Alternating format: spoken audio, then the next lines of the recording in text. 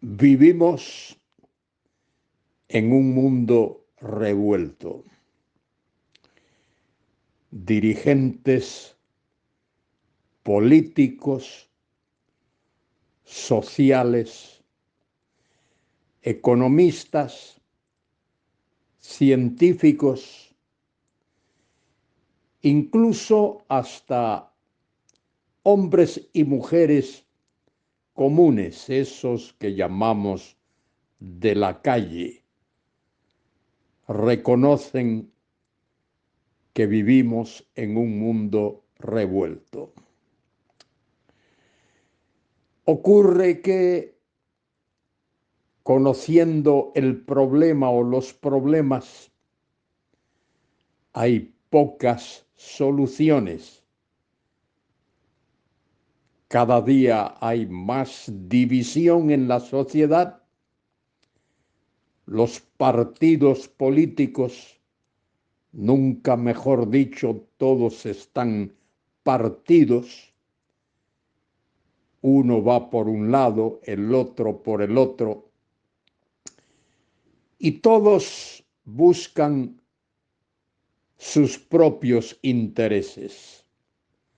Bueno, quizá haya alguno o alguna persona en la política que desee el bienestar de la sociedad, pero la mayoría en realidad busca sus propios intereses. Cada día vemos que aumentan los problemas. No hay solución básica, fundamental, definitiva para la pandemia y para otras enfermedades que surgen en el ambiente. No hay soluciones para los problemas sociales, para los problemas familiares. En realidad, querido escuchante,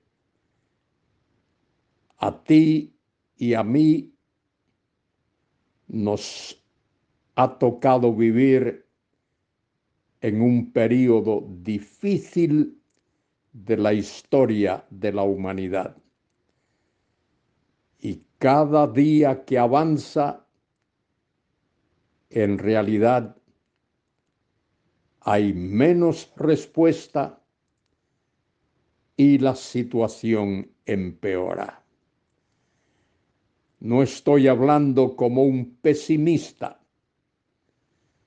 Estoy enfocando la realidad que tú y yo vivimos cada día de nuestra vida. Soy Luis Carballosa. En este día comento con vosotros en el capítulo 13 del libro de Nehemías, versículos del 1 al 10. Lo que se narra en este libro de Nehemías ocurrió hace muchos años, por el año 444 antes de Cristo. Pero los problemas de aquellos tiempos han aumentado y las dificultades y la confusión ha aumentado. Nehemías fue un dirigente leal a su pueblo, leal a su nación, alguien que no buscaba su propio bien, sino que procuraba la justicia, practicar la justicia y que otros hiciesen lo mismo. En el capítulo 13, versículos del 1 al 10, vemos cómo lo hizo Nehemías, aquel hombre de oración, aquel hombre de compasión, hombre de decisión, hombre fiel a sus principios. Dice allí en el capítulo 13, aquel día se leyó el libro de Moisés, el libro de la ley. Nehemías era un hombre apegado a la palabra de Dios. Y oyéndolo el pueblo,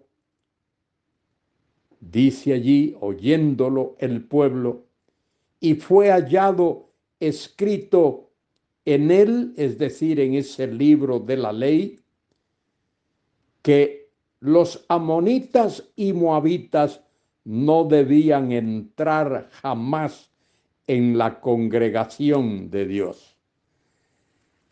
Amonitas y moabitas eran algo parientes de aquellos israelitas. Los amonitas eran descendientes de Lot, igual que los moabitas.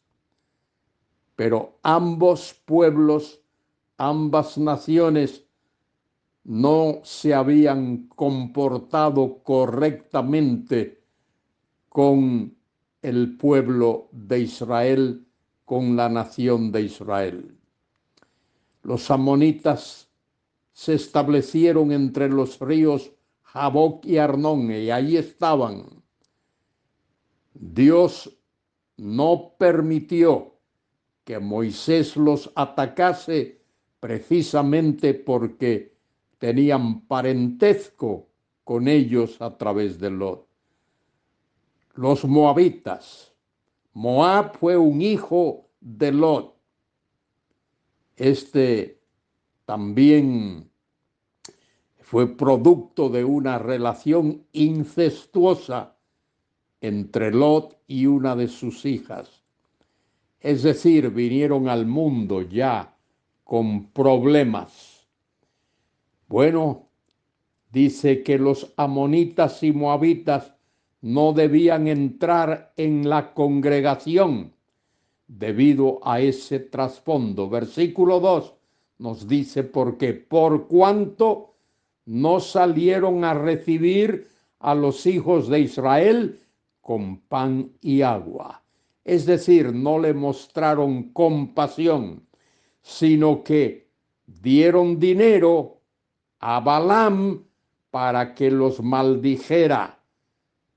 Mas nuestro Dios volvió la maldición en bendición. Esto se relata en Números, libro de Números, capítulo 22, versículos del 1 al 6, y en Deuteronomio 23, del 3 al 5.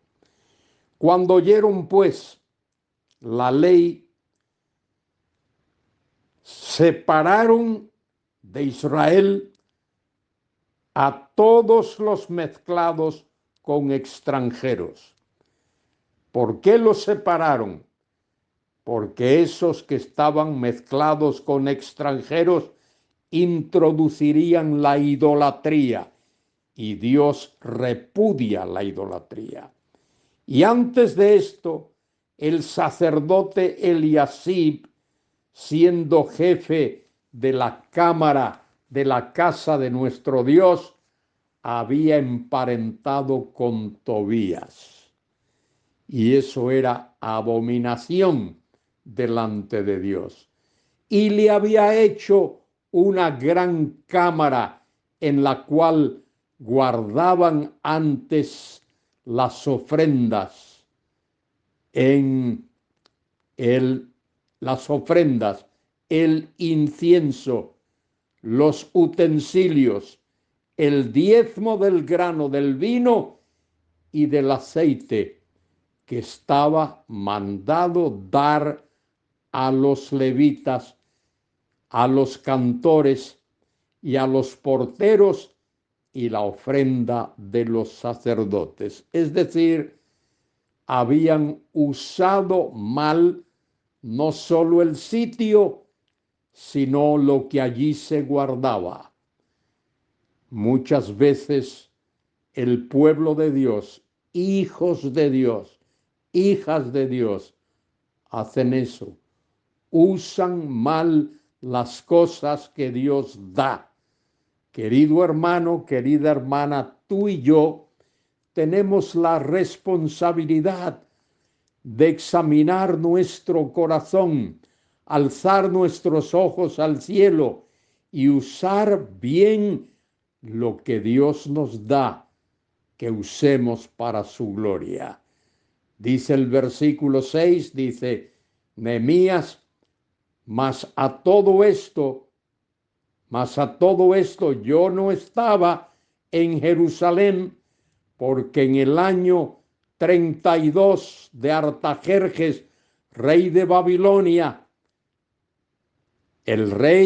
fui al rey al cabo de algunos días, dice allí, algunos días, con permiso, para pedir permiso al rey. Y al cabo de algunos días pedí permiso al rey.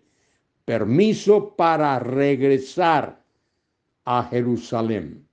Y cuando Nehemías regresa a Jerusalén, se encuentra que allí hay bastante confusión.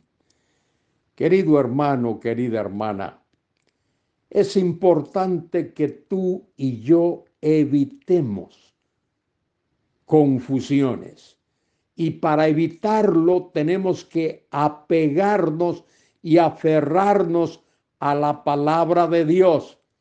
Pidió permiso Nehemías al rey para volver a Jerusalén y entonces supe del mal que había hecho Eliasib por consideración a Tobías. Eliasib, el sumo sacerdote, aquel que era considerado espiritualmente responsable, había actuado mal. Eliasib, por consideración a Tobías, haciendo para él una cámara en los atrios de la casa de Dios, el templo de Dios, el sitio de adoración que debía de mantenerse en santidad, había sido corrompido, ensuciado por la actitud del sumo sacerdote Eliasib, por consideración a Tobías. Versículo 8.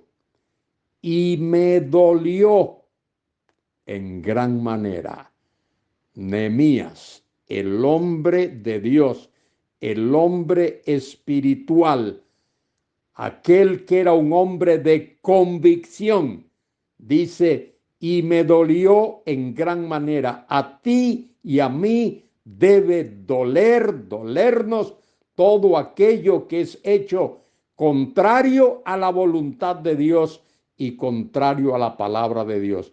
Y me dolió en gran manera y arrojé todos los muebles de la casa de Tobías fuera de la cámara.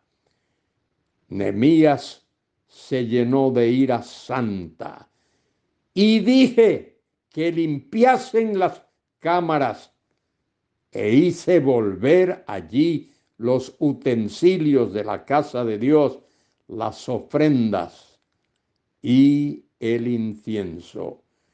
Encontré asimismo que las porciones para los levitas no le habían sido dadas y que los levitas y cantores que había en el servicio habían huido cada uno a su heredad.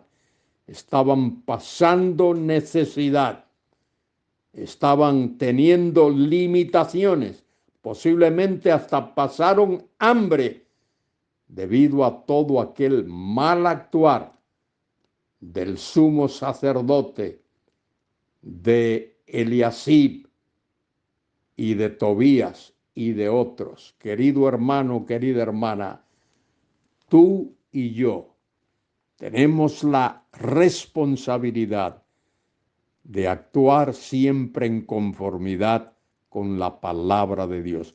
Alza tus ojos al cielo, querido hermano, querida hermana, y habla con Dios, pídele a Dios que te guíe por el camino correcto. Igual que yo debo hacer lo mismo, alzar mis ojos al cielo y decirle, oh Dios, pongo mi vida en tus manos para que tú me guíes y me ayudes a hacer tu voluntad. Que a Él sea la gloria y la honra y la alabanza en este día y cada día de nuestras vidas, en este mundo de confusión en el que vivimos. Tú y yo podemos poner nuestras vidas en las manos de Dios y confiar en Él. Amén.